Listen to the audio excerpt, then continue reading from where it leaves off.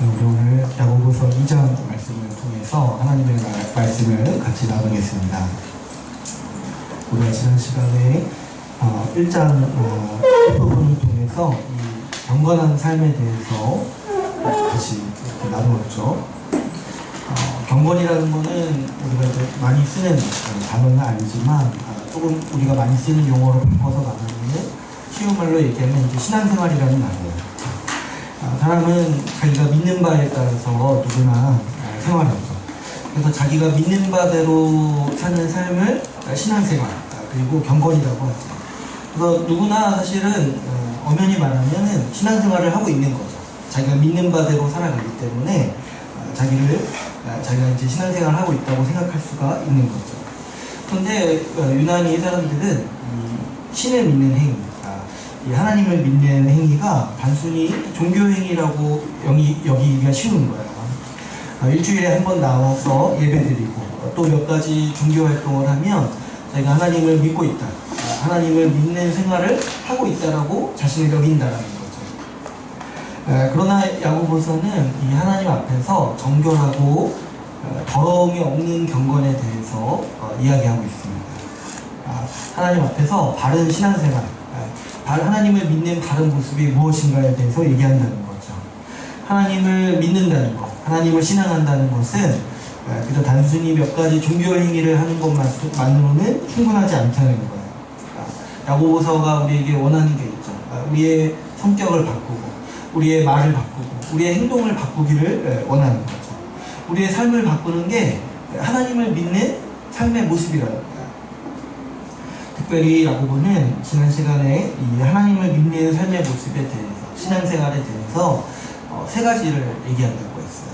우리는 이제 신앙생활하면은 주로 떠올리는 게 예배 나오고, 말씀 보고, 기도하고 이런 거를 떠올리는데, 지금 딱 야고보서는 어떻게 얘기해요?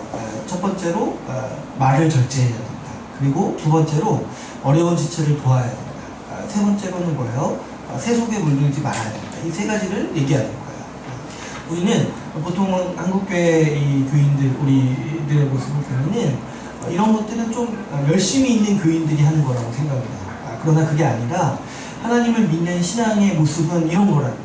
야고보는 말을 절제해야 된다고 얘기하죠. 야고보서는 보면은 우리의 언어 생활에 굉장히 관심이 많습니다. 그런데 사실 야고보서뿐만 아니라 우리가 신약 성경 전체를 살펴보더라도 신약 성경은 항상 우리의 말에 대해서 권면해요.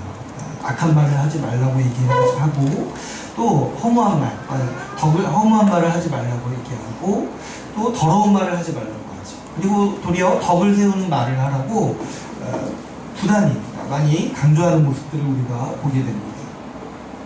여러분, 우리가 하나님을 믿고 신자로서 살아간다는 것은 바꿔 말하면 뭐냐니까 우리의 언어 생활을 바꾸는 거예요.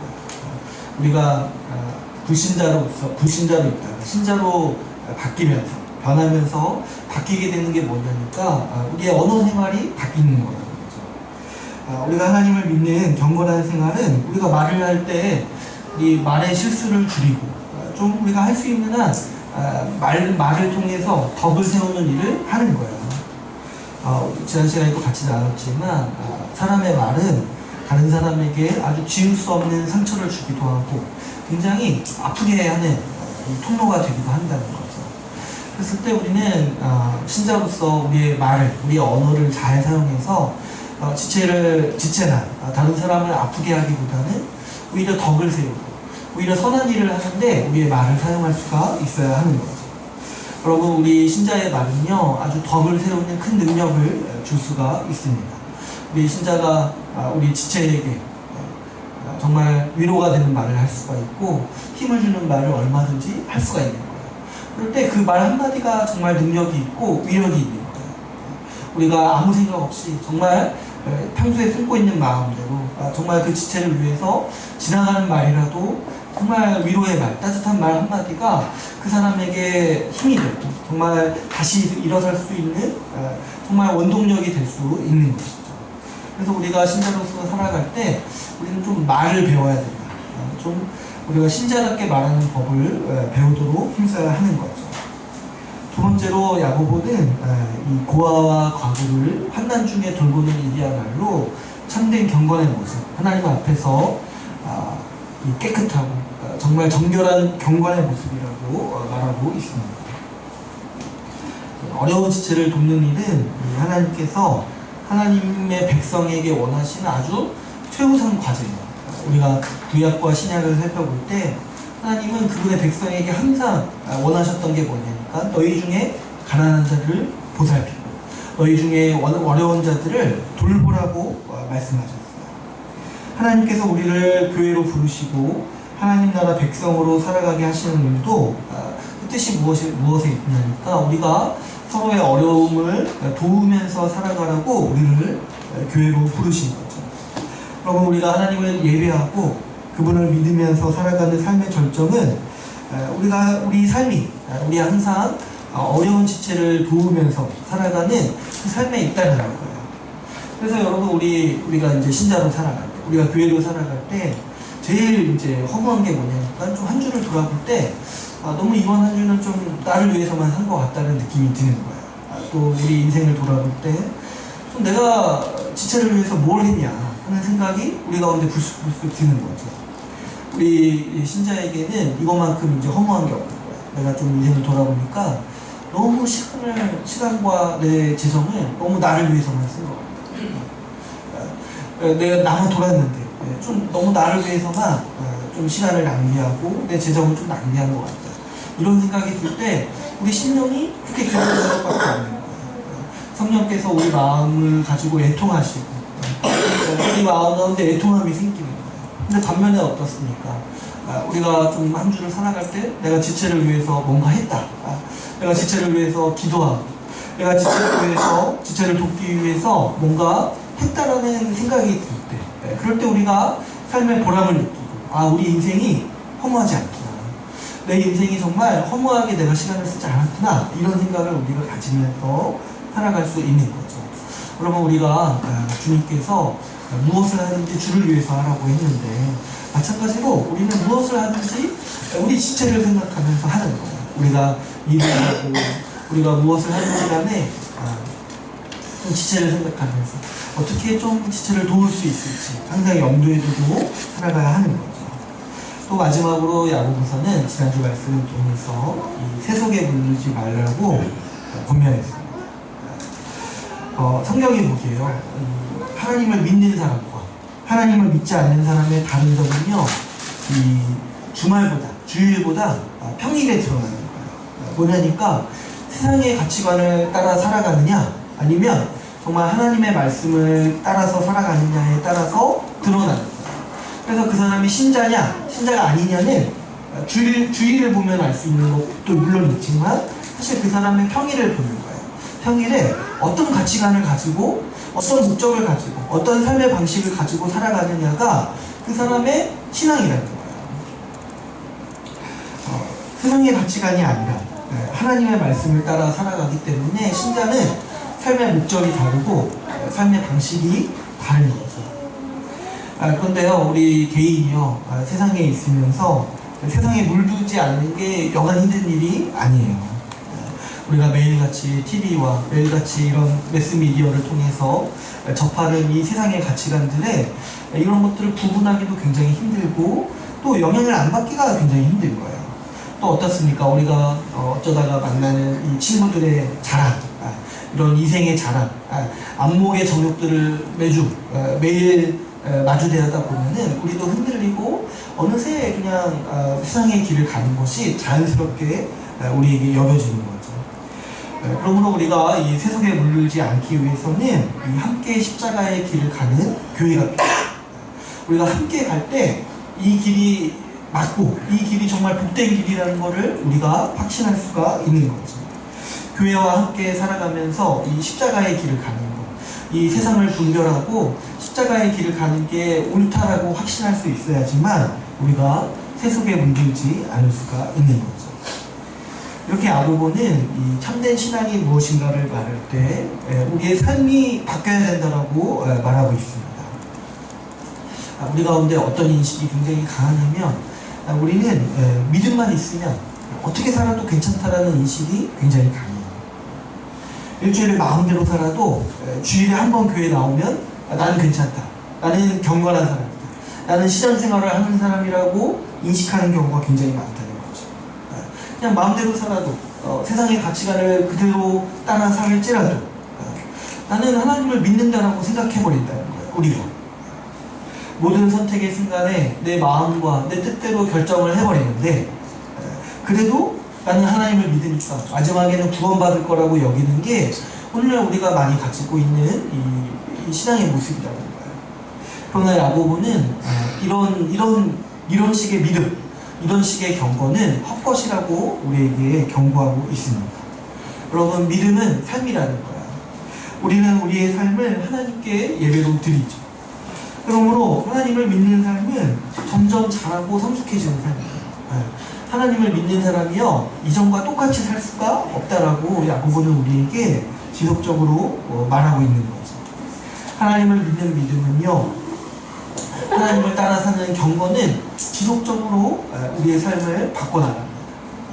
우리가 말씀을 볼 때마다 거울을 보는 거라고 했어요. 그래서 거울을 보면서 정말 내 삶의 모습을 보게 되는 거예요. 그래서 내 삶의 모습을 보면서 정말 내가 하나님을 믿는지 돌아보게 하고 하나님의 말씀에 따라 살도록 우리 삶을 바꿔나가는 거죠.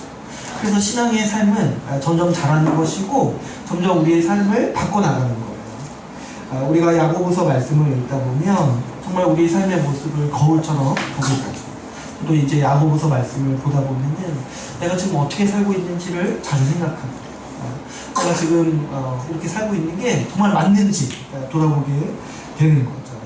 우리가 이제 계속해서 이 야고보서 말씀을 보면서 어떤 말씀은 굉장히 우리 삶을 굉장히 찌를 수가 있어요. 우리가 어떤 부분에 있어서 좀 하나님 말씀에 벗어나게 좀 왜곡되게 살고 있는 모습들을 야고보서 말씀에 우리를 비출 수 있어요.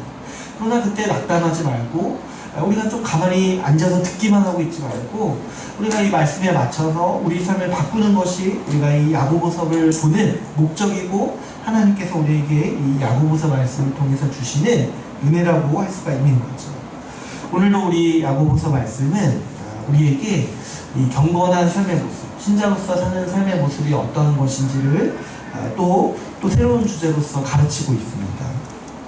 오늘 우리가 읽은 2장 1절에서 이 13절 말씀은 굉장히 단순하게 우리에게 권면하고 있죠. 한 가지를 아주 강하게 권면하고 있습니다. 그게 뭡니까? 사람을 차별하여 대하지 말라라고 특별히 우리에게 강조하면서 권하고 있는 거예요. 1절은 이렇게 시작합니다. 내 형제들아, 영광의 주, 곧 우리 주 예수 그리스도에 대한 믿음을 너희가 가졌으니 사람을 차별하여 대하지 말라고 권면하고 시작하죠. 예수 그리스도를 믿는 사람들이요, 당연히 그 믿음을 가졌으면 마땅히 해야 될 일이 뭐냐니까 사람을 차별하여 대하지 말라는 거예요. 오늘 그래서 우리는 이 말씀, 사람을 차별하지 말라는 이 말씀에 대해서 좀 우리가 깊게 한번 좀 살펴보고자 합니다. 오늘 말씀은 분명해요. 딱 한 가지만 이제 기억하면 돼요. 사람을 차별하지 말라. 근데 사실 여러분, 우리가 좀 우리의 모습을 좀 돌아보면은 우리는 좀 차별이 굉장히 자연스러운 사람들이에요. 우리는요, 차별이 나쁜 거라고는 인식할 수는 있어도 그렇게 심각하다고 인식하지 않는 경우가 굉장히 많은 거죠. 우리는 차별이 죄라고 여기지 않아요. 오히려 은연중에 차별이 당연한 것처럼 행동하는 게 몸에 배어있는 사람들인 거죠. 이 세상의 거의 모든 사람들이 자신의 기호나 또 살아온 배경에 따라서 사람을 차별하면서 대합니다. 그래서 우리가 이제 흔히 얘기하는 어떤 끼리끼리 문화가 있잖아요. 비슷한 사람끼리 모이고 비슷하지 않은 사람은 좀 이렇게 배타적으로 대하는 게 대표적으로 사람을 이제 차별하는 모습인 거죠. 나와 친한 사람은 잘 대접하고 그렇지 않은 사람, 나와 비슷하지 않은 사람은 좀 차별하는 문화가 있는 거죠. 그래서 여러분, 우리 사람의 문화를 보면은 어디서나 차별이 존재해요. 굉장히 아이러니하게도 많은 분들이 차별을 철폐하자고 해요. 차별을 반대합니다. 그래서 이제 대표적으로 우리 가장 심각한 문제 중에 하나가 인종차별이라고 하죠. 우리 한국은 좀 그런 문제가 아직은 없는데 유럽 같은 경우는 인종차별 문제가 굉장히 심각합니다. 그래서 뭐 축구장에서 한번 이 인종차별 이렇게 어떤 제스처를 취하면은 그 사람은 영구적으로 경기장 출입 금지 이런 이제 벌을 받을 정도로 굉장히 심각한 사회 문제라고 해요. 그래서 이제 어딜 가나 이제 인종차별 문제가 굉장히 심각한데, 근데 이제 제가 보니까 이 미국 사회도 보면은 흑인을 차별하는 이 문제가 굉장히 심각했잖아요. 그래서 이제 흑인들도 이 차별을 철폐하는 운동을 그 역사 가운데 굉장히 많이 했지 않습니까? 그러면은 흑인들은 어때요? 흑인들은 좀 차별을 하지 않아야 되잖아요. 근데 굉장히 제가 보면은 흑인들도 보면은 아시아인들을 차별한다는 거예요. 굉장히 이상하지 않습니까? 그 역사 내내 자기들이 차별받아가지고 차별을 철폐하는 운동을 해왔어요. 미국 사회에서나 유럽 사회에서. 근데 그 자신들도 뭐냐니까 아시아인들을 차별하고 굉장히 이 모욕을 준다는 거예요. 그러니까 이게 차별이 굉장히 인간의 아주 깊숙이 자리 잡고 있는 하나의 어떤 죄의 모습이라고 우리가 볼 수가 있어요. 근데 또 아시아인들도 보면 어때요? 유럽 가서 보면 차별당하고 서양 문화 사람들의 서양 문화권에서 차별을 당하죠. 근데 이제 아시아 사람들도 보면은 같은 아시아인이라도 동남아인들은 또 차별해요. 그러니까 굉장히 이상하지 않습니까? 차별을 당해도 차별이 나쁘다고 얘기하는 사람들도 가만 보면 어때요? 누군가를 꼭 차별하고 있다는 거예요. 오늘 우리가 읽은 말씀은요, 우리에게 한 가지를 굉장히 강력히 권면합니다. 차별은 악한 일이다. 차별은 사람을 차별하면서 대하는 일은 악한 일이고 아주 심각한 죄라고 우리에게 가르치고 있습니다. 그래서 예수 그리스도를 믿는 사람이라면 사람을 차별하여 대하지 말라고 우리에게 특별히 아주 강조하면서 얘기하고 있습니다. 우리 사회도 보면은 얼마나 우리 사회도 수없이 차별이 많은 차별의 종류들이 많은 사회입니까? 우리 사회는 전통적으로 굉장히 차별 문화가 굉장히 강한 사회죠. 그래서 이제 전통적으로 우리 사회가 차별했던 주제들이 어떤 게 있었습니까? 우리는 보통 보면은 지역에 따라서 차별을 하죠. 그래서 뭐 경상도나 전라도에 따라서 차별을 한다는 거예요. 그래서 보면은 뭐 최근에도 제가 어디 기사에서 봤는데 이 다른 지역의 사람들이 뭐 뿔이 달려 있고 악마와 같은 모습을 하고 있다라고 어렸을 때부터 그렇게 자기가 들어왔다는 거예요. 이 다른 지역에 있는 사람들이. 아니 이게 다른 나라도 아니고 바로 이제 조금만 가면 있는 그 다른 지역 사람들이 아주 나쁜 사람이라고 어렸을 때부터 학습을 받으면서 차별하는 것이 당연하다고 어렸을 때부터 학습을 받으면서 커온다는 거예요. 또 우리 사회가 보면은 굉장히 이 출신 학교에 따라서 차별을 하죠. 그래서 이제 어디 직장을 가도 꼭 모이는 게 뭐냐니까 어느 지역 사람들끼리 모이고 또 같은 학교 사람들끼리 모이는 거예요. 그래서 이제 같은 학교 사람들은 끌어주고 다른 학교 사람들은 다른 학교 출신들은 굉장히 멀리하는 거예요.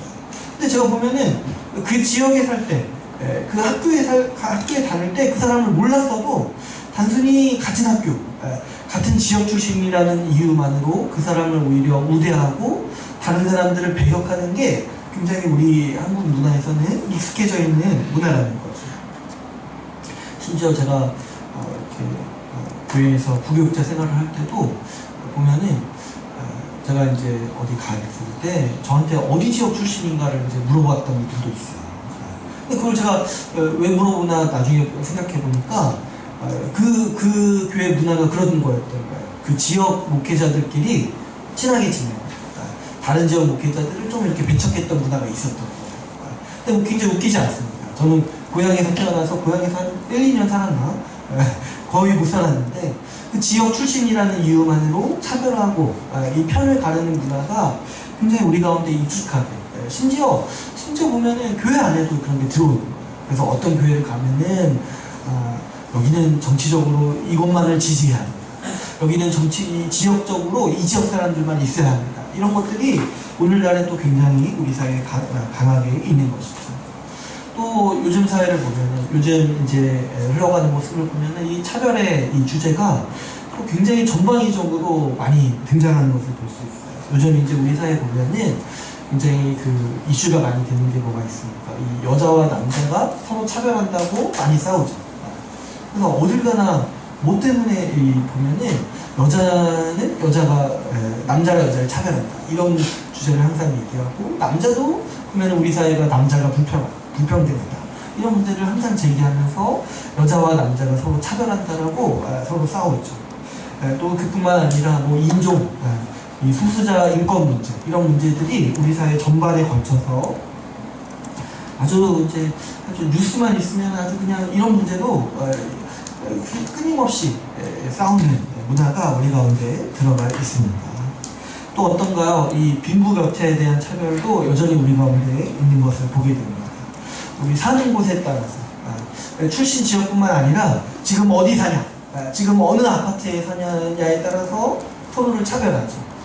그래서 자꾸 사람들이 뭘 원하냐니까 자기 지역 사람들끼리만 어울리기를 원한다는 거예요. 그래서 저 지역 사람들은 이 학교에 오면 안 되고 우리 지역 사람들끼리만 모여서 사는 학교에 들어가도록 지역 하나를 구성하고 이렇게 요구하는 게 오늘날 사람들의 이 생각인 거죠.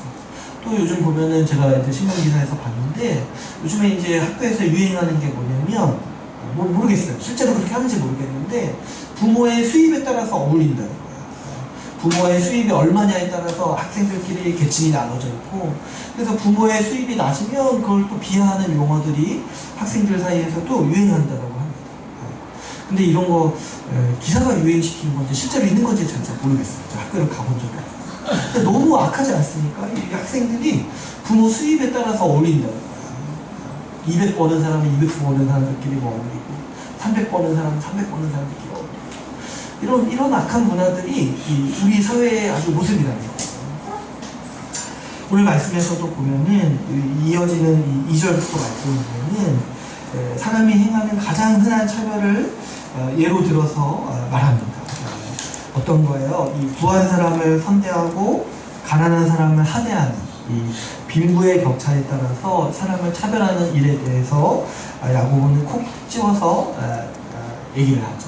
그러니까 사람을 차별하는 게 다 악한 일인데 그 중에 아주 대표적인 차별이 뭐냐니까 빈부의 격차에 따라서 사람을 차별한다는 거예요. 야고보는 이 일이 굉장히 악한 일이라고 아주 제가 보기에는 아주 화를 내면서 얘기를 하고 있어요. 지금 얘기하는 게 어때요? 지금 교회에 두 종류의 사람이 왔는데 한 사람은 좀 잘 입고 잘 차리고 왔어요. 잘 차려입고 왔어요. 그래서 그 사람이 보기에 좀 부한 사람인 것처럼 보여요. 근데 그 사람에게는 아주 내가 자리를 잘 이렇게 안내해주고 아주 친절하게 대한다는 거예요. 근데 어떤 한 사람이 남루한 모습으로 들어왔어요. 딱 보기에도 가난한 사람인 거예요. 근데 그 사람한테는 어떻게 말해요? 3절에 보면은 너는 거기 서 있든지 그러니까 뭐 가든지 있든지 마음대로 하라는 거죠. 아니면 내 발등상 아래에서 앉으라는 거예요. 근데 이 말은 조금 약간 과장된 말이라고 할 수 있어요. 발등상이 뭐냐면은 발을 올려놓는 거지. 발을 올려놓는 거. 근데 이제 발등상 아래는 보면 어디라는 거예요? 거기 가장 아래인데. 그러니까 저기 앉든지 가든지 마음대로 하라고 이렇게 하대를 한다는 거죠. 약간 과장되게 얘기하는 거예요. 근데 이 일이 왜 악한 일이냐니까 지금 이제 세상에서 이렇게 하는 것도 사실은 지탄받는 일인데 지금 어디서 이렇게 하고 있다는 거예요. 지금 교회 안에서 이 빈부의 격차에 따라서 부한 자를 선대하고 가난한 자를 하대하고 있다는 거예요. 이 야고보는 이 일이 정말로 악한 일이라고 얘기하고 있는 거예요. 세상은요, 이 차별이 일반화된 곳이에요. 세상 어떤 것도 아무리 차별을 철폐해야 된다고 주장할지라도 아까도 제가 말했지만 모두가 차별에 자기가 참여하고 있다는 사실을 잘 모르고 있어요. 그러나 지금 야고보가 주장하는 건 무엇이냐니까 예수 그리스도를 믿는 교회에서는 절대로 이런 차별의 모습이 들어와서는 안 된다는 거예요. 만약에 교회 안에서까지 이 세상의 모습과 본받아서 세상의 모습을 본받아서 교회 안에서까지 차별을 한다면 그것은 정말 교회가 하나님의 말씀을 떠난 아주 악한 모습이라고 야고보는 강조하고 있습니다. 교회나 신자가 사람을 차별하는 일은요 굉장히 악한 일이에요. 야고보는 왜 그런지에 대해서 두 가지를 들어서 오늘 우리에게 가르치고 있어요. 첫 번째로는 왜 교회 안에서 사람을 차별하는 것이 악하냐니까 하나님의 은혜에 역행하는 일이기 때문에 악하다고 야고보는 우리에게 설명하고 있습니다. 야고보는요 5절 말씀부터 보시면은 교회를 향해서 하나님께서 우리를 어떻게 대하셨는지에 대해서 우리에게 가르쳐주고 있습니다. 5절 말씀을 보면은 하나님은 가난한 자들을 택하셨다고 얘기해요. 내 사랑하는 형제들아 들을지어다 강조하는 거죠. 하나님이 세상에서 가난한 자를 택하셨다. 여러분 하나님은요 이렇게 우리가 성경을 보게 되면요 좀 그분이 약간 이제 선호하시는 사람들이 어떤 사람이냐 가난한 사람을 선호하세요. 그래서 이 구약에서부터 보면 하나님이 굉장히 선호하시고 굉장히 일하시는 방식이 뭐냐니까 특별히 가난한 자를 택하신다. 예수님께서도 이 땅에 오셔서 이 복음을 전하셨을 때 회당에서 딱 말씀하신 게 뭐냐면 가난한 자에게 복음을 전하게 하시려고 하나님께서 나를 보내셨다. 딱 뭐냐니까 예수님이 복음을 전하려고 했던 사람들이 어떤 사람들이냐니까 딱 꼭 집어서 얘기하시는데 가난한 자들에게 복음을 전하려고 하셨다. 그래서 마태복음 5장 3절에 보면 팔복에서 예수님이 어떻게까지 얘기하시냐면 신명이 가난한 자는 복이 있다라고 얘기하세요. 천국이 그들의 것이다. 그래서 그 결과로 교회 안에는 전통적으로 이 가난한 자들이 많아지게 돼요. 왜 그러냐니까 실제로 하나님은 가난한 자들을 꼭 집어서 부르신다는 거예요. 우리 고린도전서 1장 26절에서 29절을 한번 찾아볼까요? 고린도전서 1장 26절에서 29절.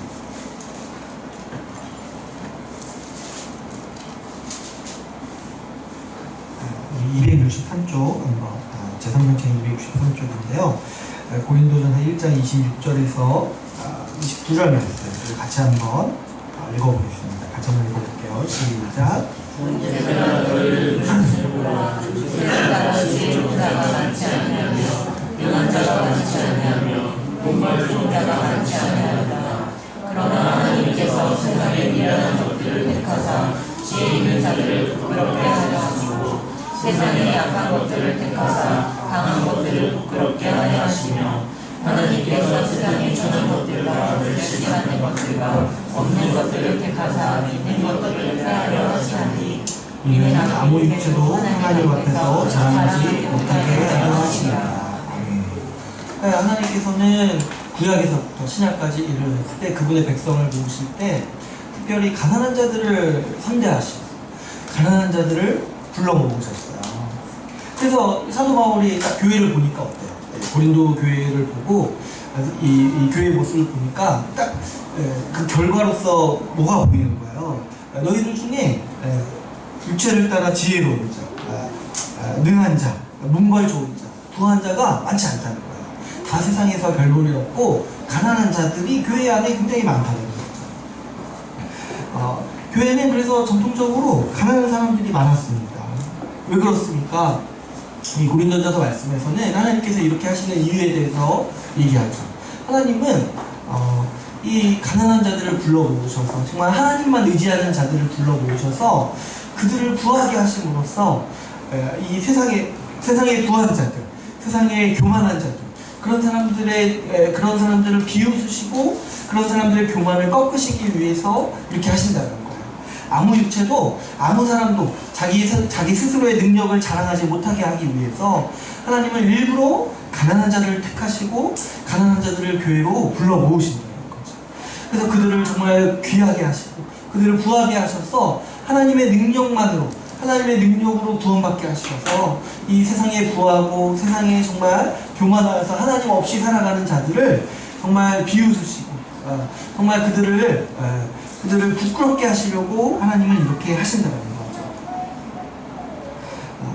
하나님은 정말 가난해서 정말 하나님만을 의지하려고 하는 사람들을 이 교회로 택하시고 불러 모으신다는 거예요. 여러분, 하나님께서요 우리를 택하신 거 있잖아요. 사실 우리는 정말 아무런 하나님 앞에 택함 받을 아무런 자격이 없어요. 근데 왜 우리를 택하셨냐니까 아주 유력한 우리의 조건이 뭐였냐니까 우리가 가난했기 때문에 하나님은 아마도 우리를 택하셨을 가능성이 굉장히 높습니다. 가난이 하나님이 택하신 아주 이제 우대 조건이지. 우대 조건. 이 사람을 택하면 자기가 스스로 교만해지지 않고 하나님의 은혜를 의지할 거라는 걸 하나님께서 아시기 때문에 특별히 이 가난한 자들을 이제 택하시는 거죠. 그래서 여러분, 우리가 이제 때로는 이제 가난에 대해서 감사할 때가 있는 거예요. 우리가 만약에 부자였으면 우리 여기 없었을 수도 있어요. 그죠? 여기 없고 저기 이제 다른 데 있다가 나중에 이제 지옥 가는 거죠. 나중에. 그런데 이제 하나님은 우리 가난한 자들을 불쌍히 여기셔서 우리를 택하시고 우리를 불러 모으신 거죠. 그래서 이제 팔복에서는 심지어 어떻게까지 얘기하냐니까 가난한 자가 복이 있다라고 얘기하는 거예요. 왜 그렇습니까? 그 사람이 하나님 나라를 상속받을 것이기 때문에 그에게 복이 있다라고까지 얘기하는 거죠.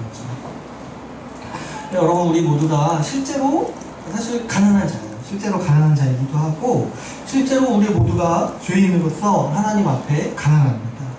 죄인이기에 하늘의 복락을 누릴 수도 없고 이 하나님 나라 밖에 있던 사람들이었죠. 그러나 하나님께서는요, 우리 가난한 자들을 우리를 택하셔서 부하게 하셨어요. 5절 말씀에서 보시면은 믿음에 부요하게 하셨다고 하시죠. 이 가난한 자를 택하셔서 교회로 불러 모으셔서 하늘에 속한 신령한 복들을 누리게 하셨어요. 하나님의 아버지라고 부르게 하시고 이 하늘에 속한 복들, 이 교회에 속한 복들을 누리게 하셨어요. 그래서 실제로는 이 부요함을 누리는 거예요. 하늘의 부요함을 누리면서 살아가게 하셨죠. 근데 그뿐만이 아니라 이 야고보서 말씀에서 얘기하는 게 뭐냐면 믿음에 부요하게 하셨을 뿐만 아니라 또 자기를 사랑하는 자들에게 약속하신 나라를 상속으로 받게 하셨다는 거예요. 나라를 상속으로 받게 하셨다는 거예요. 여러분, 하나님께서 우리에게 주신 이 소망의 복음은 무엇이냐니까 우리를 그분의 상속자로 삼으셨다는 거예요. 상속자. 하나님은 그분의 백성에게 이 세상을 주시고자 하셨어요. 여러분, 우리가요 예수 그리스도를 믿을 때 우리에게 정말 소망이 되고 우리에게 정말 인생을 살아갈 때 힘이 되는 그 소망의 메시지가 뭐냐니까 주님이 우리를 상속자로 삼으셨다는 거예요. 우리 하나님께서 우리를 아들 삼으셨다는 게 이런 의미인 거예요. 우리를 상속자로 삼으셨다는 거죠. 여러분, 여러분 사시면서 자기를 상속자로 생각하신 적 있으세요? 우리가 이제 다 요즘 유행하는 말로 우리는 흑수저로 태어났다고 얘기하잖아요. 근데 우리는 흑수저가 아니에요. 왜 그러냐니까 예수 그리스도를 믿을 때 우리는 뭐예요? 상속자가 된다는 거예요. 상속자. 근데 이제 누구의 상속자가 되는 거예요? 하나님의 상속자라는 거죠. 하나님의 상속자면은 우리는 나중에 미래에 무엇을 받습니까? 하나님의 것을 받는 거죠. 하나님께서는요 그분의 백성에게 이 세상을 주시기를 원하셨어요. 그래서 우리가 이제 처음에 하나님께서 세상을 만드실 때도 하나님은 이 세상 전체를 아담과 하와에게 주셨죠. 이 세상을 다스리고 이 세상을 정복하라고 얘기하셨어요. 그런데 이 아담의 범죄 이후에는 이 아브라함의 자손에게 이 세상을 주시겠다라고 약속하셨어요. 그런데 예수님은 이 땅에 오셔서 우리가 이 믿음으로써 이 아브라함의 자손이 되게 하신 거예요. 하나님께서 아브라함에게 약속하셨던 셀 수 없이 많은 자손, 하나님은 아브라함에게 자손을 약속하실 때 이 바다의 모래를 보라고 얘기하셨어요. 그리고 하늘의 별을 보라고 얘기하셨어요. 그래서 너의 자손이 이와 같이 많을 거라고 말씀하셨어요. 그리고 내가 너희 자손에게 이 세상을 주리라고 약속하셨던 거예요. 근데 이 신약에서 예수 그리스도가 오셔서 하신 일을 보니까 우리가 알게 되는 사실이 뭐예요? 그 하나님께서 아브라함에게 약속하셨던 이 바닷가의 모래 그리고 저 하늘의 별들이 누구를 가리키는 말씀이었다는 거예요. 바로 오늘날 우리 교회를 가리키는 말씀이었다는 거예요. 그래서 하나님은 예수 그리스도를 통하여서 우리 교회를 아브라함의 자손이 되게 하셨다는 거예요. 우리 이제 교회에 들어오실 때 우리 교회 이렇게 마크에 십자가 위에 별이 있어요. 그 별이요 12개라고 해서 이제 우리 교회 성도 그때 12명이라고 해서 12개를 한 게 아니에요. 그 아브라함에게 말씀하셨던 그 하늘의 별과 같은 사람들, 아브라함의 자손들이 바로 우리 교회라는 뜻입니다. 왜 별이 있냐? 그 이상한 상징이 아니라 우리가 아브라함의 자손이라는 거예요. 아브라함의 자손으로서 우리가 뭐가 있다라는 거예요. 우리는 하나님의 상속자예요. 우리가 아브라함을 자꾸 어떻게 표현하냐면 믿음의 조상이라고 얘기해요. 믿음의 조상. 근데 사실 믿음의 조상이라는 표현은 성경에 없는 표현이에요. 근데 이제 성경에는 그보다 더 정확한 표현이 뭐냐니까 아브라함의 자손이라는 거예요. 우리가 아브라함과 어떤 상관이 있습니까? 했을 때 우리는 뭐예요? 아브라함의 자손인 거예요. 지금 우리 안동김 씨, 광산김 씨 이런 거 아니에요. 우리의 조상이 누구예요? 아브라함이에요. 우리는 다 아버지. 아브라함의 자손입니다. 왜 아브라함의 자손인 게 중요합니까? 하나님께서 아브라함의 자손에게 세상을 약속하셨대요. 세상을 상속하시기로 약속하셨대요. 그러므로 여러분, 우리는 상속자예요. 하나님께서 약속하신 세상을 상속으로 받는 거죠. 예수 그리스도께서 다시 오시는 날에 우리는 이 세상을 상속물로서 받는 사람들입니다. 지금은요, 비록 집 한 칸 소유하지 않은 가난한 자들이에요. 없죠. 소유가 없어요. 근데요, 아브라함도 똑같았어요. 아브라함도 똑같이 이 세상을 하나님께서 준다고 약속하셨지만 죽을 때까지 땅 한 톨 소유하지 못했어요. 그런데 우리도 그와 똑같이 살아야 돼요. 우리는 어쩌면 죽을 때까지 집 한 채 못 가질지 몰라요. 그러나 그럼에도 불구하고 우리가 우리 인생을 실패하지 않았다. 우리가 우리 인생을 낙담하지 않을 수 있는 이유가 있어요. 뭐냐니까 우리는 세상 전체를 약속받은 사람입니다. 저기 세상 사람들은요, 집 한 채 소유하려고 자기 인생을 살아요. 그래서 마침내 집 한 채 소유했을 때 자기 인생이 성공했다 여기고, 그 죽을 때까지 그거 하지 못하면은 굉장히 낙담한다는 거예요. 근데 우리는 인생을 그런 목적으로 살 필요가 없어요. 왜 그러냐면, 물론 이제 집 한 채 있으면 좋죠. 그러나 그럼에도 불구하고 우리 죽을 때까지 집 한 채 없더라도 하나님께서 우리에게 약속하신 게 뭐예요? 우리는 세상 전체를 상속물로 받을 사람들이에요. 우리 주님이 다시 오실 때 우리는 주와 같이 왕처럼 이 세상을 다스릴 사람들이에요. 그러므로 여러분, 우리 인생에 얼마나 소망이 있습니까? 이 로마서 말씀에 보면 우리가 소망으로 구원을 얻었다고 해요. 여러분, 우리는요, 이 소망을 간직한 게 우리의 구원이에요. 우리에게 얼마나 우리 소망이 있는 인생을 살아갑니까? 우리가요, 나중에 세상을 받을 거예요. 이 세상 전체를 상속으로 받을 거예요. 하나님께서 우리를 상속자로 삼으셨기 때문에 우리 삶이 아무리 가난할지라도 우리에겐 기쁨이 있는 거죠. 여러분, 우리가 예수 그리스도를 믿는다면, 우리가 아브라함의 자손이 되었다면 우리는 절대로 실패한 인생이 아니라는 거예요. 우리는 세상 전체를 상속물로 받을 상속자로서 우리 인생을 살아갈 수 있는 거죠. 우리 가난한 자를 하나님께서 택하셔서 하나님이 이토록 우리를 부하게 하십니다. 하나님은 가난한 자를 일부러 택하셔서 그분이 얼마나 은혜로울까, 그분이 얼마나 풍부하십니까. 오늘 우리가 찬양할 때도 얘기했는데, 우리 생각 이상으로 우리를 채우시고 우리 생각 이상으로 우리를 부유하게 하시는 분인가를 나타내기를 즐겨하십니다. 그래서 하나님은 일부러 가난한 자들을 많이 택하시는 거죠. 이 하나님의 이 가난한 자를 부유케 하시는 은혜에 대해서 정말 영광스럽게 생각하고, 정말 감사하게 생각하면서 처음 찬양한 사람이 누구냐니까 마리아예요. 우리 마리아가 자기가 택함을 받았잖아요. 예수 그리스도를 잉태하는 은혜로서 택함을 받았잖아요. 그래서 그 자기를 택하신 하나님의 은혜가 얼마나 큰지 정말 그 은혜에 감격해서 했던 찬양이 누가복음에 있습니다.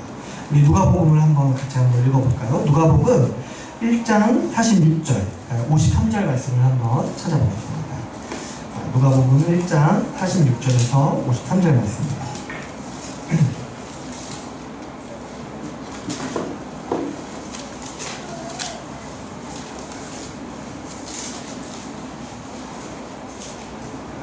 (46절에서 53절) 말씀까지. 원래 찬양은 55절까지인데 53절까지만 같이 읽을게요. 같이 한번 읽어보겠습니다. 시작.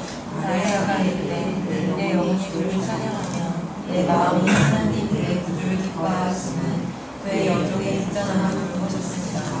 보라 이제 그는 만세의 날을 보기 이라 일거되리로다. 능하시기라 하늘을 내게 행하셨으니 그 이름이 거룩하시며 그것이 중하는 자에게 대대로 이르리로다. 그의 팔로 힘을 보이사 마음의 생각이 교만한 자를 흩으셨고 권세 있는 자를 그 위에서 내리치셨으며 비천한 자를 높이셨고 주 있는 자를 좋은 것으로 배부르셨으며 부자는 빈손으로 보내셨도다. 아멘. 마리아가 자기같이 비천한 자를 택하셔서 예수 그리스도를 잉태하게 하신 하나님의 은혜를 보면서 딱 깨달은 게 뭐냐면 하나님의 은혜가 이런 거구나. 가난한 자들을 구하게 하시고 자기가 부자라고 생각하는 사람들, 지금 자기 힘만 믿고 자기 능력만 믿고 자기 의지, 자기 의만 믿고 살아가는 자들은 빈손으로 보내시는 게 하나님의 일하시는 방법이구나. 이 가난한 자를 구하게 하시는 게 하나님의 뜻이구나 라는 것을 정말 기뻐하고 감격하면서 찬양했던 게 이 누가복음 말씀입니다. 하나님 나라가 임하면요 어떤 일이 벌어지냐니까 가난한 자가 부해지고 부한 자가 빈손으로 돌아가는 거예요. 여러분, 하나님께서 우리에게 베푸신 은혜가 이러합니다. 하나님은요 가난한 우리를 택하셔서 부하게 만드셨어요. 지금 믿음에 부유하게 하실 뿐만 아니라 장차 올 그 나라에서 우리 상속자로 우리를 삼으셨어요. 우리 중에 사실 그래서 우리는 지금 가난할지라도 우리는 부한 자. 그래서 사도 바울이 자기 자신이 가난할지라도 우리는 세상의 부유함을 전하는 자라고 자기를 그렇게 표현했어요. 여러분, 하나님께서는 죄인인 우리를 택하셔서 의인이 되게 만드셨습니다. 흠 많고 결정투성이인 자는 우리를 택하셔서 하나님 앞에서 의롭고 거룩한 사람, 경건한 사람이 되도록 우리를 만드셨어요. 그런데 여러분, 그런 우리가, 이런 은혜를 받은 우리가요 어떻게 다른 사람을 좀 못하다고, 좀 가난하다고, 좀 나와 다르다고, 좀 나보다 더 죄인인 것 같다라고 차별할 수 있냐는 거예요. 어떻게 우리가 다른 사람이 가난하다는 이유로, 나보다 못하다는 이유로, 내 마음에 들지 않은 이유로 우리가 그 사람을 차별한다면 우리가 어떻게 이 하나님의 은혜를 경험한 사람이라고 감히 말을 할 수 있겠냐는 거예요. 이렇게 이 가난한 우리를 이렇게까지 구하게 하셨다라는 은혜를 받은 사람이 어떻게 저기 나가서 가난한 자들 차별하고 내 기준에 따라서 사람들을 차별하면서 다닐 수가 있냐는 거예요. 하나님은 자기 기준을 무너뜨리시고 자기 기준을 넘으셔서 죄인인 우리에게 이렇게까지 하셨는데 어떻게 내가 내 기준에 따라서 사람들을 차별하는 사람이 될 수 있냐는 거죠. 어떻게 이런 사람이 하나님의 은혜를 받은 자라고 할 수 있겠습니까? 여러분, 사람을 차별하는 태도는요 이것과 똑같은 거예요. 나는 하나님의 은혜가 뭔지 모른다, 나는 그 은혜를 받은 적이 없다라고 말하는 것과 똑같다는 거죠. 그래서 야고보는 하나님의 은혜를 받았다, 정말 이 가난한 자들을 부하게 하시는 하나님의 은혜를 받았다고 하는 사람이 교회 안에서 이 사람을 차별하는 태도가 정말 굉장히 심각하게 악한 태도라고 우리에게 경고하고 있는 것이죠. 두 번째로 야고보는 왜 이 교회 안에서 사람을 차별하는 게 악하냐고 얘기하니까 율법에 대해서 얘기해요. 율법에 대해서. 오늘 말씀의 9절부터 보면은 율법에 대한 주제를 갑자기 얘기하죠. 근데 어떤 분들은 이제 교회와 율법이 상관이 없다고 여길 수가 있습니다. 그리고 예수님이 이제 율법을 폐하셨기 때문에 우리 교회랑 신자랑은 율법이 상관없는 게 아니냐라고 생각하실 수가 있어요. 그러나 율법은요 결코 폐하지 않는 하나님 나라의 뜻이에요. 하나님께서 하나님 나라 백성이 어떻게 살아가야 할지 모든 뜻을 이 율법에 세우신 거죠. 율법은 하나님 나라의 법으로서 영원히 서 있는 법입니다. 주님께서는요 율법을 폐하신 것이 아니라 율법을 성취하신 거죠. 예수님 이전의 유대인들은 이 하나님의 법을 알았어도 하나님의 법을 지키지 못했어요. 그런데 하나님께서 이 교회를 세우시면서 어떤 그분의 뜻을 보이셨냐니까 교회는 어떤 것이에요? 하나님의 율법을 알 뿐만 아니라 하나님의 율법을 지킬 수 있는 백성으로서 하나님은 교회를 세우신 거예요. 하나님께서 우리에게 새 언약을 주셨죠. 그 새 언약이 뭐냐니까 새 마음을 주신 거예요. 근데 그 새 마음이 뭐냐니까 이 하나님의 법을 마음에 새겨주는 마음이라는 거예요. 그래서 하나님은 새 마음을 주시면서 율법을 우리 마음에 새긴다고 했어요. 그래서 하나님의 백성, 새 언약 백성은, 새 언약 백성 교회는 율법이 마음에 새기셔서 그 마음으로부터 율법을 따르고 율법에 순종하는 사람으로서 교회를 세우신다는 거죠. 그래서 이제 예수 그리스도로 말미암아 세우시는 하나님의 백성 교회는 율법을 지키면서 살아가는 이 하나님의 백성으로서 교회를 세우시는 뜻이 신약성경을 통해서 드러났습니다. 하나님께서 예수 그리스도를 통해 교회를 세우시는 목적은 여기에 있어요. 이제 하나님께서 만드시는 백성은 어떤 백성이냐니까 이제는 율법을 지키면서 살아가는 하나님 나라 백성을 세우시기 위해서 하나님은 이 예수 그리스도를 통해 교회를 세우시는 거죠. 여러분, 예수님께서는요 교회를 새 언약으로 초청하시고 우리에게 새 계명을 주셨어요. 내가 너희에게 새 계명을 주신다고 하셨죠. 근데 그 새 계명이 어떤 말씀을 주셨어요? 너희가 서로 사랑하라고 말씀하셨죠. 서로 사랑하는 게 너희에게 주는 새 계명이라고 말씀하셨어요. 그런데 사실 서로 사랑하라는 말씀은 구약에 있는 말씀이에요. 율법의 가장 큰 계명이 서로 사랑하는 말씀이에요. 근데 예수님은 왜 이 말씀을 주시면서 새 계명이라고 말씀하십니까? 새 언약 안에서 주시는 율법이기 때문에 새 언약, 새 계명이라고 말씀하십니다. 그래서 율법은 우리 교회와 상관없는 말씀이 아니라 율법이요 이 교회의 목적인 거예요. 새 언약 안에서 새 계명을 따라 살아가는 백성들을 하나님은 은혜로서 예수 그리스도를 통해서 세우신 거죠. 오늘 우리가 읽은 말씀에 이 8절 말씀을 보면 이웃을 사랑하는 계명이 최고의 법이라고 말씀합니다. 네, 여러분, 율법의 가장 큰 계명이 뭐냐니까 지체를, 이웃을 사랑하라는 거예요. 지체를 사랑하는 일이야말로 모든 율법 계명의 핵심이라는 거예요. 사도 바울은 내 이웃을 사랑하라는 이 계명 하나에 모든 율법이 담겨있다고까지 얘기했어요. 그래서 여러분, 율법을 두 개로 요약하면은 첫 번째로는 하나님을 사랑하고 두 번째로는 이웃을 사랑하는 거예요. 그런데 하나로 요약하면 뭐예요? 성경은 하나를 말하는 거예요. 내 이웃을 사랑하라. 이게 이 모든 율법의 정신이고 모든 율법이 다 여기에 담겨있다라고 신약 성경은 우리에게 가르치고 있습니다.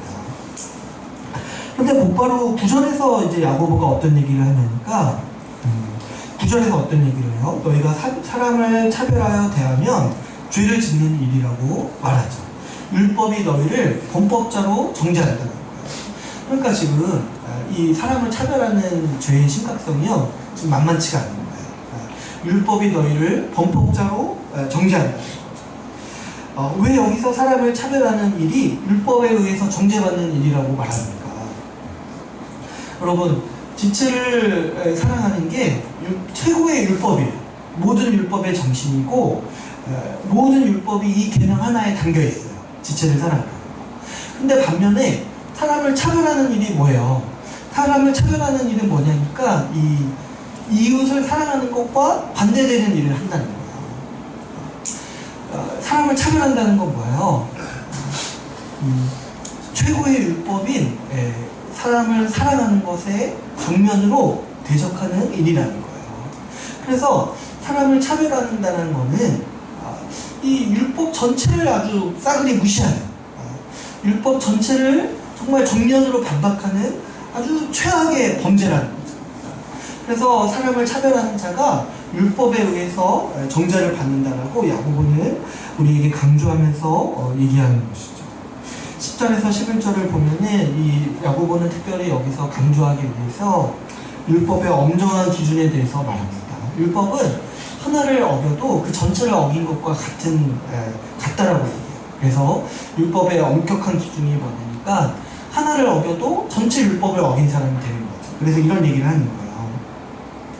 계명 중에 하나만 범해도 전체를 범한 자다. 그래서 살인하지 말라. 간음하지 말라는 계명이 있는데 이 중에 간음을 하지 않았더라도 살인한 자와 마찬가지로 여겨진다는 거예요. 왜 그런 거예요? 전체 율법을 하나를 어겨도 전체 율법을 어긴 자가 된다는 거예요. 근데 여러분, 사람을 차별하는 일은 어떻습니까? 사람을 차별하는 일은 율법의 어느 한 조항을 어긴 게 아닌 거예요. 사람을 차별하는 일은 율법 전체를 어기는 일이라는 거예요. 왜 그래요? 사람을 사랑하라는 이 율법의 정신에 정면으로 위배되는 일이기 때문인 거죠. 그러므로 여러분, 교회 안에서 이루어지는 차별은요, 아주 심각한 범죄라는 사실을 우리가 오늘 야고보서 말씀을 통해서 알 수가 있습니다. 하나님의 은혜에 역행하는 일일 뿐만 아니라 하나님께서 교회 안에서 세우신 율법의 정신을, 율법의 모든 계명을 다 정면으로 반박하는 태도가 뭐예요? 사람을 차별하는 태도라는 거죠. 그래서 13절 말씀을 보면은 야고보는 여기에 대해서 강조하면서 이렇게 얘기를 하죠. 우리 13절 말씀을 같이 한번 읽어볼까요? 13절 말씀을 같이 읽어보겠습니다. 시작. 긍휼을 하지 아니하는 자에게는 긍휼하고 심판이 있으리라. 긍휼은 심판을 이기고 자라나느니라. 네. 바꿔 말하면 무슨 말입니까? 사람을 차별하는 자에게는 하나님께서도 그 사람을 차별하여 심판하실 거라는 말씀을 우리에게 주고 있는 거죠. 여러분, 우리는 오늘 이 야고보서 말씀을 통해서 확실히 알아야 되는 게 뭐냐면, 사람을 차별하는 일이요, 우리 세상 사람들 눈에는 굉장히 자연스럽고 마땅한 일처럼 보일 수 있어요. 그런데요, 우리가 이제 확실히 알아야 될 건 뭐냐면, 사람을 차별하는 일이 하나님의 은혜에 역행하는 일일 뿐만 아니라 교회 안에서의 차별은 심각한 범죄라는 사실을 우리는 알고 경계해야 마땅합니다. 우리가 마땅히 이 일을 경계해야 되는 아주 주요한 원인이 뭐냐면, 우리는 차별이 몸에 배어 있어요. 우리는 너무 쉽게 사람을 차별하면서 대하고, 이 차별이요, 아주 무의식적으로 우리 안에 배어 있는 거예요. 우리가 살고 있는 문화, 우리가 호흡하고 있는 문화가요, 차별의 문화이기 때문에 우리는 어렸을 때부터 무의식적으로 이런 것들을 아주 이제 정말 학습하면서 살아갑니다. 이런 것들을 아주 무시할 수가 없는 거예요. 제가 이 신학교에서 만난 어떤 이제 전도사님들은 저기 경상도 지역에서 이렇게 커오셨는데, 어렸을 때부터 이제 전라도 사람들은 악하다고 학습을 받습니다. 집에서가 아니라 교회에서. 그래서 그분과 대화할 때 복음을 알고 믿는데도, 저는 이제 전라도 출신이라서 약간 이제 밝히진 않았지만 그 전라도 사람들을 싫어하는 거예요. 그러니까 여러분, 이 문제가요, 결코 만만한 문제가 아니에요. 이 차별이요, 어렸을 때부터 우리 안에서 학습되어 있어요. 여러분, 이런 것들을 죄라고 여기는 거가 우리 안에 아주 시급한 문제고 아주 시급한 과제인 거죠. 오늘날 우리 사회도 보면 이 공정과 공평에 대해서 굉장히 관심이 많습니다. 이렇게 조금만 불공정하다고 생각이 들면은 아주 화를 내고 잘못됐다고 여기고 이런 것들을 사회 문제라고 생각을 하죠. 그러나 많은 이들이 자기보다 약한 자들을 여전히 차별하고 있다는 사실에 대해서는 여전히 눈 감고 있습니다.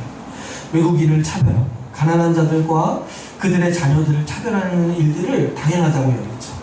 사는 구역을 나누고 다니는 학교를 나누는 일들을 당연하다고 여겨요. 사람들은요, 근데 이상하게도 공평한 사회를 부르짖어요. 공평한 사회를 부르짖고 원하죠. 그러나 자신들이 은연중에 하는 차별은 보지 못하고 있습니다. 참 아이러니하고 어떻게 보면 참 이상한 일 중에 하나가 뭐냐면, 모든 사람들은 공평해야 된다고 생각한다는 거예요. 근데요, 이 믿음이요, 정말 대단한 믿음이에요. 여러분, 인류의 역사를 보면요, 사람은요, 한 번도 공평한 사회를 세워본 적이 없어요.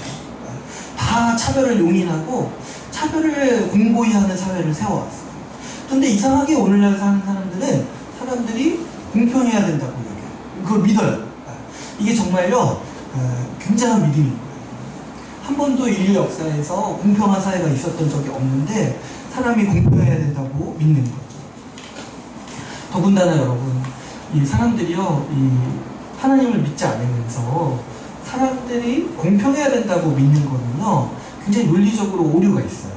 여러분, 이 무신론자들이 추앙하는 진화론에 따르면 차별은 당연한 거예요. 차별이 있어야지만 사람들이 진화하잖아요. 진화론에 따르면 공평은 환상이고 악한 거예요.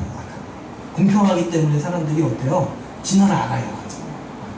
그러니까 이게 아주 논리적으로 모순인 거예요. 사람들이 하나님을 믿지 않는데 공평해야 된다고 생각하는 거죠. 그러니까 좀 이런 거 누가 이렇게 공평한다고 얘기할 때 그 사람의 믿음을 한번 점검해야 할 필요가 있는 거예요. 왜 공평해야 되냐고 물어봐야 돼요.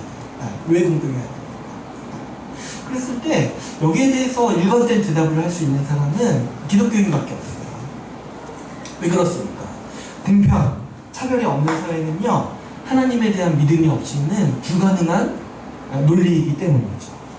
여러분, 성경이야말로 모든 사람이 차별 없이 공평한 세상을 원하는 하나님께서 모든 사람이 차별 없이 공평한 세상을 만드셨다라고 주장하는 진리예요.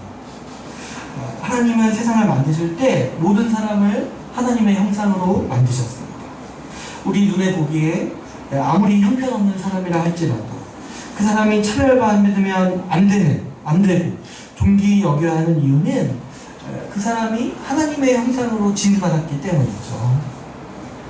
여러분, 성경이요, 모든 사람이 하나님의 형상으로 지음받았다라는 그 진리를요, 어느 시대 때부터 얘기했냐면 이 노예제도가 있던 시대, 오직 왕만이 신의 형상이라고 여겼던, 파라오만이 신의 형상이라고 여겼던 그 시대에 성경은 이렇게 주장했던 거예요. 아니다, 모든 사람이 신의 형상으로 지음받았다. 그래서 모든 사람이 존귀하다라고 성경은 그때부터 모든 사람이 공평을 하고 모든 사람이 존귀하다라고 주장했던 진리의 말씀인 거죠. 비록 죄로 말미암아 인간 사회에서는 항상 차별이 용인되어 왔지만 하나님께서는 이 복음을 통해서 이 차별 없는 세상을 세우기를 원하십니다. 그래서 교회 안에서 차별이 없다라고 그렇게 말을 하는 거예요. 신약성경. 로마서 10장 11절 12절 말씀에서는 이렇게 말씀하고 있습니다. 성경에 이르되 누구든지 그를 믿는 자는 부끄러움을 당하지 아니하리라 하니 유대인이나 헬라인이나 차별이 없습니다. 한 분이신 주께서 모든 사람의 주가 되사 그를 부르는 모든 사람에게 부여하시도다. 우리가 많이 나눴던 갈라디아서 3장 26절 28절 말씀에서는 어떻게 얘기하고 있습니까? 너희가 다 믿음으로 말미암아 그리스도 예수 안에서 하나님의 아들이 되었으니 누구든지 그리스도와 합하기 위하여 세례를 받은 자는 그리스도로 옷 입었느니라. 너희는 유대인이나 헬라인이나 종이나 자유인이나 남자나 여자나 다 그리스도 예수 안에서 하나입니다. 신약성경에서 믿음으로 구원 얻는 진리, 이 복음을 선포한 뒤에 자주 뒤에 나오는 말씀이 뭐냐니까 모든 사람들이 믿음으로 구원을 얻기 때문에 차별이 없다라고 강조하고 있어요. 특별히 갈라디아서 말씀에서 제가 많이 얘기했죠. 너희는 유대인이나 헬라인이나 종이나 자유인이나 남자나 여자나 그리스도 예수 안에서 하나라는 거예요. 그런데 이 사회는 이 당시 이 사회는요, 이 헬라인이나 유대인을 차별하던 사회였어요. 종이나 자유인을 차별하던 사회였어요. 남자나 여자나 이 차별받던 사회였어요. 그런데 지금 사도 바울이 얘기하는 게 뭐예요? 복음을 믿는 너희는 교회 안에서 이런 차별이 없어야 된다라고 말씀하고 있는 거죠. 여러분, 예수 그리스도를 믿는 복음은요, 우리 안에 차별을 무너뜨리는 결과를 낳습니다. 그러므로 여러분, 우리는 교회 안에 어떤 차별이 들어오지 못하도록 막아야 돼요. 우리 문화에서 은연중에 습득한 차별이 있다면은 빨리 깨닫고 빨리 제거할 수 있도록 해야 돼요. 우리가 은연중에 가지고 있던 차별의 문화들을 우리는 적대해야 되고 우리는 이런 것들에 대해서 구별해야 합니다. 지난주에 나눴던 말씀에서 교회가 세속에 물들지 않아야 된다고 했어요. 근데 우리가 세속에 물들지 않아야 되는 아주 중요한 주제가 뭐냐니까 이 차별이 교회 안에서는 없어져요. 세상에서는 뭐 차별이 있을 수 있어요. 그러나 교회 안에서는 차별이 없어야 하는 것이죠. 믿음으로 다양한 사람들이 한 몸으로 살아가는 일이 교회가 복음을 따르고 있는 귀한 진리의 모습이고 증거라고 할 수가 있습니다. 여러분, 가난이나 어떤 신분이나 어떤 선호에 의해서 우리의 교회 안에서 차별이 없도록 우리가 항상 힘써야 하는 것이죠. 우리가 또 우리 개인적으로 또 좀 우리가 사람을 대할 때 사람을 차별화해서 대하는 어떤 습관이나 이런 어떤 태도들을 우리가 좀 극복할 수 있어요. 우리도 다 사람이기 때문에 우리는 좀 어떤 게 익숙하냐면 내 선호에 따라서 사람을 구별하는 게 좀 익숙할 수 있어요. 어떤 사람은 내가 보기에 좀 더 좋아 보일 수 있고 어떤 사람은 내가 보기에 좀 멀리하고 싶을 수 있어요. 그런데 우리는 여기서 극복해야 돼요. 우리가 좀 개인적으로도 사람을 허물없이 대하는 사람이 될 수 있도록 우리 자신을, 우리 마음을 꾸준히 살피고 우리가 연단해야 하는 것이죠. 우리가 사람을 허물없이 대하는, 그래서 어떤 사람이라 할지라도 내가 그 사람을 선대할 수 있고 그 사람의 우리 온전한 마음을 다할 수 있도록 우리가 더 성장해야 하는 것이고 우리의 마음을 좀 가다듬어야 하는 것이죠. 우리가 좀 나와 친한 사람만 잘 대해준다. 내가 좀 나와 비슷한 사람만 잘 대해준다면 우리가 은혜를 받은 사람이라고 여길 수가 없는 것이죠. 우리가 사람을 허물없이 대하는 교회가 될 수 있도록 우리가 함께 힘쓰기를 바랍니다. 오늘 이제 말씀을 맺겠습니다. 교회는 어떤 차별도 넘어서서 한 몸을 이루는 한 몸 공동체. 하나님께서 어떠한 차별도 없이 예수 그리스도를 믿는 믿음으로 우리 모두를 부르셨기 때문입니다. 교회는 사람을 차별하여 대하는 일이 심각한 죄임을 알고 경계하는 공동체라고 할 수 있습니다. 우리가 교회 안에서 차별로 인해 불편해하거나 고통받는 사람이 없도록 해야 합니다. 누구라도 세상에서는 가난하더라도 부족한 자로 여겨지더라도 교회에 오면 하나님의 백성이요 하나님의 형상을 지닌 귀한 사람임을 알고 우리가 그렇게 대접할 수 있는 우리 교회가 되도록 힘써야 합니다. 우리가 차별 없이 서로를 사랑하면서 하나님의 율법에 합당한 우리 주의 나라 교회가 되기를 소망하면서 교회를 함께 세워나가 봅시다. 우리 같이 말씀을 마치고 같이 기도하는 시간을 갖도록 하겠습니다.